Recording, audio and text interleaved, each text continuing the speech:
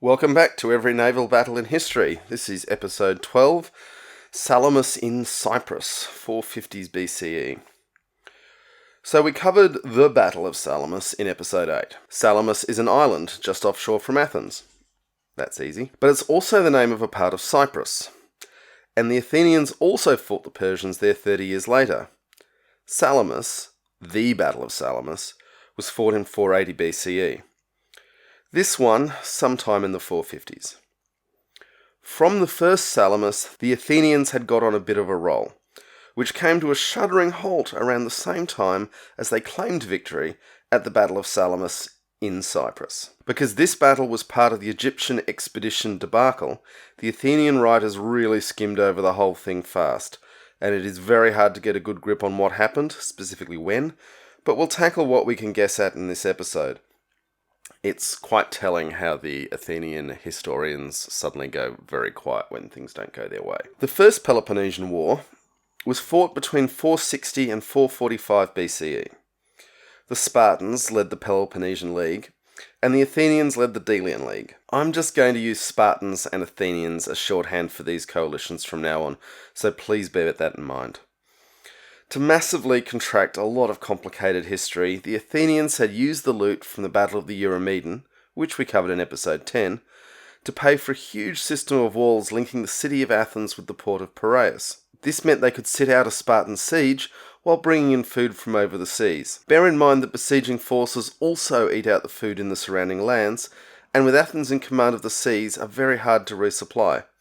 A Spartan army, after 2 years living rough and hungry, would not be what it had been at the start. Meanwhile, in Egypt, around 460 BCE, a Libyan king named Inaros revolted against the Persian rule of Egypt and went looking for allies. The Athenians thought that the huge grain surplus of Egypt would be a great way to feed themselves as they hunkered behind their walls. Remember, Egypt became the key to Rome's prosperity as well with its food supply. Athens sent a force, said to have been 200 ships to help with this revolt in Egypt. Now, for context, the total Athenian fleet was probably around 300.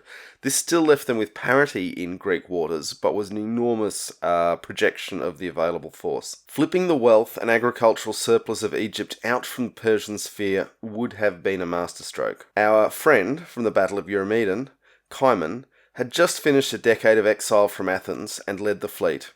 Now, the irony here is that Cimon had been exiled because the sailors of the Athenian fleet hated him so much. But he was also a very experienced and successful admiral, so you can see how these things work out. Here's where everything gets extremely hazy, and there's 2,000 years of historians bickering. What we can be reasonably sure happened is this. A large Athenian fleet, maybe all 200, maybe just 50 triremes, played merry hell up and down the River Nile for years, so they were able to use their strategic mobility. They were able to basically act like precursors to Vikings, and for a long time the Persians weren't able to do much to stop them. At one point, all Persian forces in the region were bottled up in a citadel in Memphis, called the White Castle in a lot of histories. At the same time, the Greeks raided and pillaged Cyprus. Now, the Greek sources keep saying they conquered Cyprus, but they also keep saying they had to go back and conquer it again, which makes you think that they didn't have the level of control that they were trying to project. With the Delian League, it's always hard to tell the difference between joining the League and being looted, because it was very expensive, and often there wasn't a lot of choice in the matter. Eventually, the Persians mobilized their full force.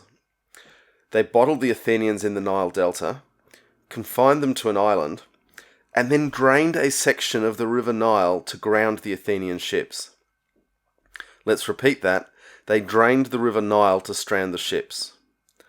Okay, it was a small part of one of the meandering arms of the river in the Nile Delta, so we're not talking about damming or diverting the whole of the River Nile, but, you know, we're talking 460 civil engineering. This is impressive stuff.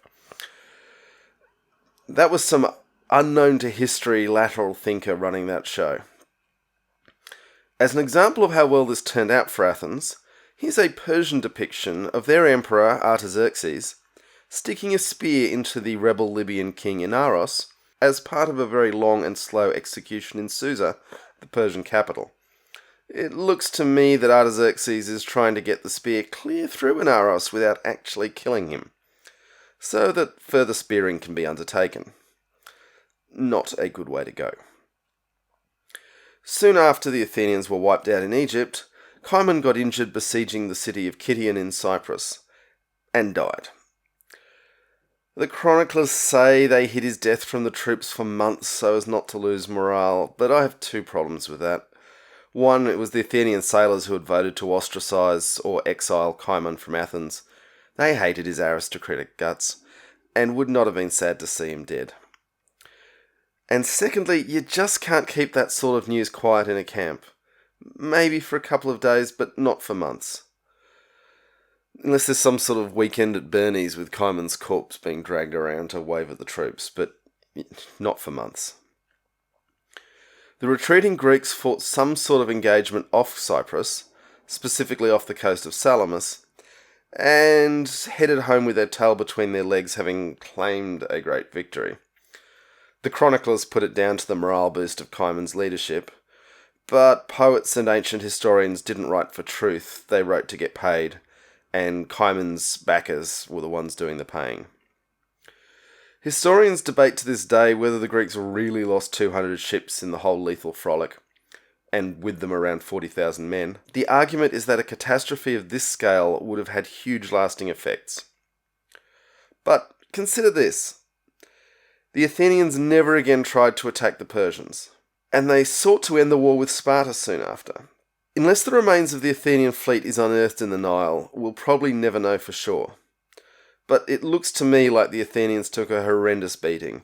Their allies were appallingly executed, and it took a generation to recover their strength. On the bright side, Cimon finally died. More to come soon as we take on every naval battle in history. Be sure to hit those like and subscribe buttons to keep up with the story.